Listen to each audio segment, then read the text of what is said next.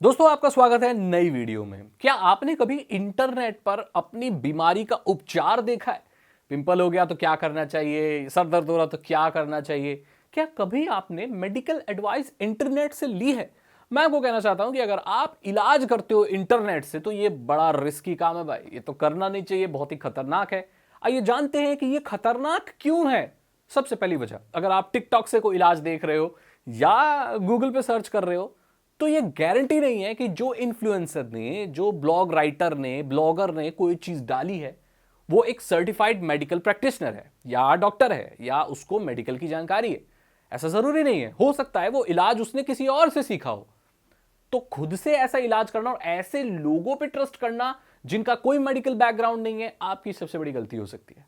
कोई चीज इंटरनेट पर लिखी है इसका यह मतलब नहीं है कि वो सच है। इंटरनेट पर झूठ भी है, इंटरनेट पर ऐसी अफवाहें हैं, ऐसी गलत चीजें भी हैं जिसकी कोई पुष्टि नहीं करता और वो आपको नुकसान ही देती। तो अगर आप अपना इलाज, मेडिकल एडवाइस या ये सारी चीजें इंटरनेट से सर्च करते हो, दवाइयां या जो भी, तो भाई आप बहुत लफड़े में पड़ सकते हो। आपको मालूम है जब आपको दवाइयां दी जाती हैं तो डॉक्टर आपकी मेडिकल हिस्ट्री भी जानता है। वो ये भी देखता है कि आपको साथ में कोई और परेशानी तो नहीं है। वो उसी के हिसाब से आपको दवाइयां देता है। ऐसा नहीं है कि यार एक दवाई आप पर चलती है तो किसी और पर भी चलेगी, ऐसा नहीं है। इसीलिए हमें डॉक्टर के पास जाना होता है क्योंकि वो आपकी मेडिकल हिस्ट्री, आपकी हेल्थ कंडीशन, आपकी एज, आपका वेट और बहुत सारे फैक्टर्स कंसीडर करके आपको मेडिसिन देता है। इसी चीज की पढ़ाई तो एक डॉक्टर को होती है। अगर वो जो मेडिसिन पढ़ता है तो वो यही पढ़ाया जाता है उसे। तो इस कहने का ये मतलब है कि ऑनलाइन किसी के बोलने पर किसी दवाई को बिल्कुल मत खाना और अपनी दवाइयां इंटरनेट से सर्च करके बिल्कुल भी कभी मत लेना। क्योंकि कई बार ऐसे भी लोग हैं जो 10वीं फेल ब्लॉगर्स हैं, जो दवाइयों के बारे में बोलते हैं, बताते हैं, लेकिन उनको कोई जानकारी नहीं है और वो लोगों को नुकसान पहुंचाते हैं। अब देखो, ऐसे बहुत सारी वेबसाइट्स हैं जो मेडिकल वेबसाइट्स हैं, लेकिन वो अप्रूव्ड नहीं है किसी भी डॉक्टर से या किसी मेडिकल काउंसिल से। अगर वहां पर आपको कोई जानकारी मिल रही है तो जनरल जानकारी हो सकता है सही हो, जैसे आपको क्या परहेज करना चाहिए, ये बीमारी क्या होती है, कोई पर्टिकुलर बीमारी। लेकिन उसको डायग्नोज करना कि आपको यही बीमारी है, ये तो कहीं नहीं हो सकता इंटरनेट पर। हो सकता है कि आपको कोई और चीज भी हो सकता है आपकी कोई और बीमारी भी रही हो, कोई और परेशानी भी रही हो। तो कोई भी वेब पेज पर कोई जानकारी है, अगर किसी कोई जर्नल भी लिखा हुआ है, कोई स्टडी है, तो उसकी पुष्टि करना भी जरूरी होता है। आपको मालूम है जो भी इन्वेंशन होते हैं या मेडिकल में कुछ भी इजाद होता है उसको पहले सर्टिफाई किया जाता है, उसको पहले चेक किया जाता है वो जेन्युइन है कि नहीं। डॉक्टर्स की फाइंडिंग्स होती हैं, रिसर्च होते हैं, उनका ये मानना है कि ये चीज काम करेगी। लेकिन बाकी दुनिया में जब तक उसके ट्रायल्स नहीं होते, जब तो चेक नहीं होता, तब तक वो प्रमाणित नहीं होता कि वो सही में काम करे। हो सकता है किसी एक इंसान के लिए कोई चीज काम करती है, उसे लगता हो कि ये है, बट वो सच नहीं है।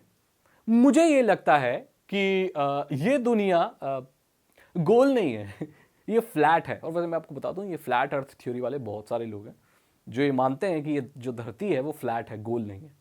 पर क्या मेरे मानने से धरती फ्लैट हो जाएगी? बिल्कुल नहीं। सच यह है कि धरती गोल है, लेकिन मैं मानता हूं कि फ्लैट है, तो मेरे मानने से सच नहीं बदल जाता। अगर कोई एक डॉक्टर ये मानता है कि इसको ऐसे ठीक किया जा सकता है, इसका मतलब ये नहीं है कि उसको ऐसे ही ठीक किया जा सकता है। ऐसा भी हो सकता है कि वो सिर्फ उस डॉक्टर को लगता है, उसकी स्टडी और रिसर्च ये कहती है, उसको ये लगता है, लेकिन रियलिटी वो नहीं हो सकती। इसलिए किसी भी इलाज को बहुत सारे लोगों से प्रमाणित किया जाता है, एक मेडिकल काउंसिल होती है, हर जगह जगह स्टडी होती है। तो वो पेज अगर कुछ लिखा हुआ है तो हो सकता है किसी एक इंडिविजुअल की रिसर्च हो, वो एक यूनिवर्सल ट्रूथ नहीं हो सकता। इसीलिए भी आपको इंटरनेट पे कोई चीज सर्च करके दवाई, इलाज, ये सब नहीं करना चाहिए। अगली चीज कि हो सकता है आपको ऐसे लक्षण हो जो वो बीमारी ना हो जो आप सोच रहे हैं। बहुत सारी बीमारियों के लक्षण सेम होते हैं। मैं आपको बताऊं, मेडिकल साइंस में बुखार कोई बीमारी है ही नहीं। बुखार दरअसल हमारे शरीर का एक मैकेनिज्म है जो कि उसे बढ़ाता है, बचाता है। अगर आपके अंदर कोई इन्फेक्शन आता है, कोई बैक्टीरियल इन्फेक्शन या कोई वायरस आता है, तो बॉडी ऑटोमेटिकली अपने टेम्परेचर को इंक्रीज कर देती है ताकि आपके ज्यादा टेम्परेचर में वो बैक्टीरिया या वो वायरस मर सके। तो मेडिकल साइंस की दुनिया बहुत अलग है। मैं कोई डॉक्टर नहीं हूं, लेकिन मैं इतना जानता हूं कि इंटरनेट पर इलाज करना गलत है, और वो मैं आपको बता रहा हूं कि क्यों गलत है। कई सारी बीमारियों के एक जैसे लक्षण होते हैं। कई लोग क्या करते हैं कि अरे मुझे पिंपल हो गया, सर्च कर लेता हूं, वहां पर लिखा होता है अरे तो स्किन कैंसर है। हर पिंपल का मतलब स्किन कैंसर नहीं होता। ठीक है, आपको कुछ लक्षण हो सकते हैं। आपको बुखार है, बुखार तो बहुत चीजों में आता है। बुखार कितनी बीमारियां हैं जिसमें बुखार आता है, तो क्या उसमें से कोई सबसे खतरनाक बीमारी आपको हो गई है?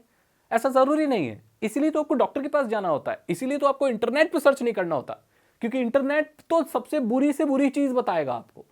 मतलब जो गंदी से गंदी बीमारी हो सकती है वो तो चुपचाप लिख देगा कि भाई अगर आपको ये हो रहा है तो भाई आपको कैंसर हो गया, पर वो रियलिटी नहीं है दोस्तों। इसीलिए डॉक्टर के पास जाना चाहिए। इससे इलाज करोगे तो फंस जाओगे बुरी तरह दोस्तों, इसलिए दूर रहना चाहिए। अगली वजह यह है कि कई लोग मेंटल हेल्थ के लिए, डिप्रेशन के लिए, उन सब चीज़ों के लिए ऑनलाइन निर्भर करते हैं। वो भी रिस्की हो सकता है। अब अगर आप कोई आर्टिकल पढ़ के कि अगर आपको मेंटल डिप्रेशन ठीक करना है तो आप एयर डिफ्यूजर लगा लो। एक यंत्र होता है, मैंने भी खरीदा है, जो खुशबू अरोमा फेंकता है, एसेंशियल ऑयल डालते हैं, उससे आपका मेंटल मूड बहुत अच्छा रहता है। आप अपने फ़ोन से सारे सोशल मीडिया डिलीट कर दो, आप ज़्यादा फालतू लोगों से मिलो मत, आप बाहर घूमो। तो ये व्यक्ति टू व्यक्ति डिपेंड करता है भाई, सबके लिए एक इलाज नहीं हो सकता। सबके डिप्रेशन का कारण अलग होता है, सबकी एंजाइटी अलग होती है, किसी को नींद आती है, किसी को नींद नहीं आती। अब सेम इलाज सब पे तो नहीं हो सकता, सबको तो ये नहीं बोल सकते। अब जो मेरे जैसा इंसान है मुझे डिप्रेशन हो जाता है, बोलेंगे आपको सारे सोशल मीडिया डिलीट करने हैं। अरे भाई मैं सारे सोशल मीडिया डिलीट कर दूं तो काम किधर करूंगा, मैं तो काम ही सोशल मीडिया पे करता हूं। बोले आपको अरोमा डिफ्यूजर, चलो ठीक है वो तो लगा भी ले, पर घुटन होने लगती है, वो सही काम नहीं करता। तो ये पर्सन टू पर्सन डिपेंड करता है। इसलिए मेडिकल एडवाइस में अगर आपको डिप्रेशन या एंजाइटी या मेंटल हेल्थ के लिए भी अगर कुछ लेना है, हाँ कुछ बेसिक चीज़ें सच हो सकती हैं। मैं ऐसा नहीं कहता कि इंटरनेट पर सही चीज़ें नहीं है, लेकिन गलत चीज़ें बहुत हैं और उसका रिस्क बहुत ज़्यादा है। एक सही एडवाइस से 10 गलत एडवाइस बहुत बुरी होती है तो इसीलिए बहुत रिस्की है इंटरनेट पर इलाज करना। इसीलिए आपको इंटरनेट पर कभी इलाज नहीं करना चाहिए। ये बात मैं पिछले 4 साल से बोल रहा हूं। अब मैंने कभी रोस्ट में बताया है, कभी मैंने फैक्ट्स में बताया है, कभी ऐसे ही नॉर्मली वीडियोस में मैंने ये चीज़ मेंशन की है, लेकिन फिर मैं डेडिकेटेड वीडियो बना दी अभी, तो आपको बता दिया कि भाई क्यों नहीं करना चाहिए। अगर आपको ये वीडियो अच्छी लगी तो इसे लाइक करें, अपने दोस्तों के साथ ज़्यादा से ज़्यादा शेयर करें, और दोस्तों के साथ ही नहीं, परिवार या सब लोगों के साथ शेयर करना है आपको। जो लोग आपके घर में कोई ऐसा है जो इंटरनेट पर इलाज करता है खुद या बीमारियां सर्च करता है या ऐसा कुछ भी आप किसी को जानते हो, तो उसे ज़रूर शेयर करना। और नॉर्मली भी सबको शेयर करना है ये वीडियो। वीडियो को लाइक करें, दोस्तों के साथ शेयर करें। साइबर सिक्योरिटी और इथिकल हैकिंग में इंटरेस्टेड तो डिस्क्रिप्शन चेक करें। 299 रुपीज़ के 3 इथिकल हैकिंग कोर्सेज हैं, आसान भाषा में आपको इथिकल हैकिंग सिखा देंगे। मैं मिलता हूं आपसे अगली वीडियो में। Thank you so much and good bye.